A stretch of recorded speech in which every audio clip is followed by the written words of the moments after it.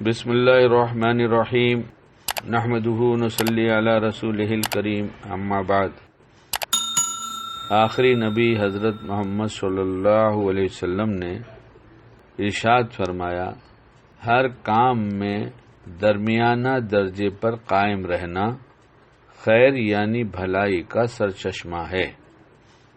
حضرت عائشہ رضی اللہ تعالی عنہا فرماتی ہیں کہ نبی کریم صلی اللہ علیہ وسلم کا ارشاد ہے کہ اتنا ہی عمل کرو جتنا کر سکنے کی تمہارے اندر طاقت ہو، اس لیے کہ اللہ تعالیٰ نہیں اکتاتا یہاں تک کہ تم ہی اکتا جاؤ۔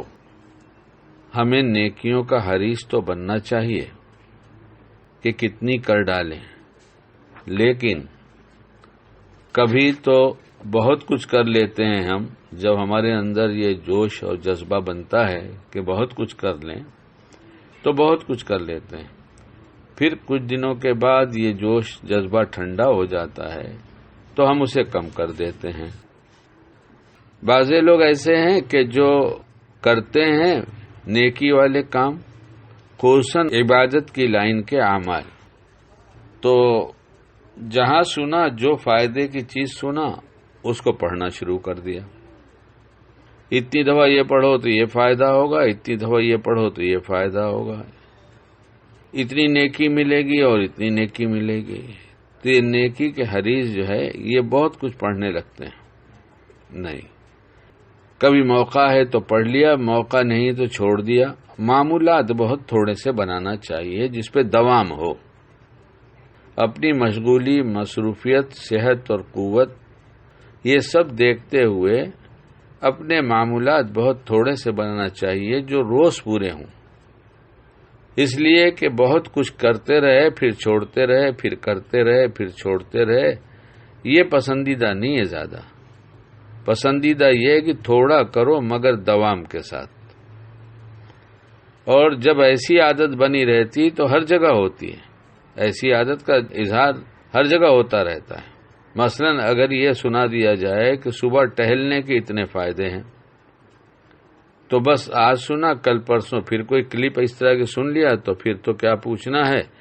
پھر ٹہلنے کے لیے واکنگ شوز آئیں گے اور صبح سویرے ٹہلنے کا پروگرام بنے گا، اس کے لیے ٹریک پائجامہ آئے گا، اس کے لیے ٹی شرٹ آئے گی، کیونکہ اسی میں ٹہلنے والا اسی میں ٹہلتا دکھائی دیتا تو سمجھ میں آتا ہے کہ ٹہل رہا ہے، اور کرتے پاجامے میں ٹہلے تو ٹہلتا ہوا دکھائی نہیں دیتا۔ ہاں، جوتے تو ضرور ٹہلنے والے استعمال کر لینا چاہیے تاکہ اس کا نفع ہو چلنے والے کو، لیکن یہ کہ حلیہ ہی بدل دینا۔ لیکن چونکہ ٹہلنے کا فائدہ، واک کا فائدہ سن رکھا ہے تو اس لیے اب جوش آیا، جذبہ آیا تو سب بدل دیا، اور کچھ دن تک تو کیا، اس کے بعد پھر چھوڑ دیا۔ اس لیے کوئی بھی کام ہو، چاہے تسبیح پڑھنا ہو، تلاوت کرنا ہو، اور کوئی نیکی والے اعمال کرنا ہو، وظیفہ پڑھنا ہو، تو جو روز ہو سکتا ہے وہ طے کیا جائے۔ ٹہلنا بھی جیسے طے کیا تو روز ٹہلا جائے۔ آج چست ہے طبیعت تو ٹہل لیے، پھر سست ہو گئی تو نہیں ٹہلے۔ یہ سب بھی کسی جاننے والے سے پوچھنا چاہیے۔ ہر آدمی کا حال الگ ہوتا ہے، ہر آدمی کی فرصت کے اوقات الگ ہوتے ہیں، صحت الگ ہوتی ہے، جذبات تو کم زیادہ ہوتے ہی رہتے ہیں۔ اسی لیے کسی سمجھدار سے سب مشورہ کر کے کرنا چاہیے، نہ یہ کہ بس جو سنا کہ اس کے یہ فائدے ہیں تو پڑھنے لگے۔ اور نہ جانے کتنے لوگ مجھ سے کہتے ہیں اتنی دفعہ یہ پڑھیں گے تو یہ فائدہ ہوگا۔ میں نے کہا مجھ سے پڑھا ہی نہیں جاتا۔ میں تو مسنون دعائیں پڑھنا چاہتا ہوں، اس میں بہت سارے فائدے ہیں۔